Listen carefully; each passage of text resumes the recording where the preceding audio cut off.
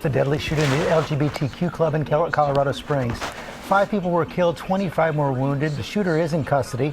Police say he was taken down by people inside the club. We're going to hear from the mayor of Colorado Springs in a moment. First, Chief National Correspondent Matt Gutman is on the scene with the latest. Good morning, Matt. Hey, good morning, George. As we learn more about the horror inside that club, we're also learning more about the heroes. 2 patrons who officials say charged that suspect, one of them grabbing his handgun, pummeling the suspect with it, then they pinned him to the ground. That's where he was when police arrive, and officials say that those 2 patrons saved lives.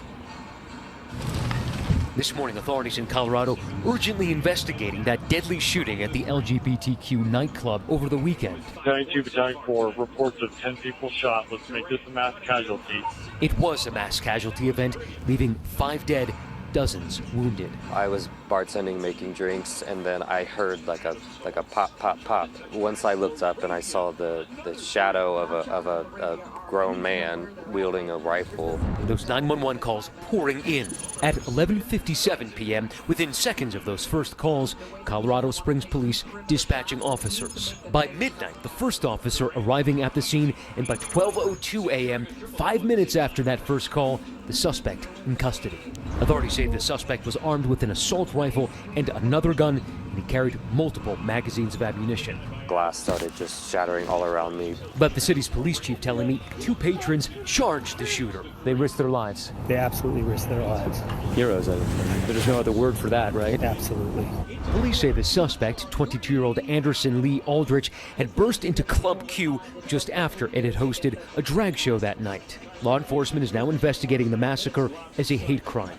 Club Q, known by many here as a safe haven that had served the LGBTQ members of this community for 2 decades. But the owners say the gunman was a stranger to them. He's never spent money on a credit card or ID ever scanned in our business that we know of. I think this was a community of target for him. He may not have been known at the club, but he was known to law enforcement. The suspect arrested last June following an alleged bomb threat incident against his mother. Among the 5 confirmed dead was Club Q's own Daniel Davis Aston. He'd recently moved to Colorado from Oklahoma and became a bartender. His mother said of him, "He was our baby." And at least 2 victims remain in critical condition this morning, including Mark Slaw's sister. There's a lot of surgery that went on. There's a lot of trauma that she's taken.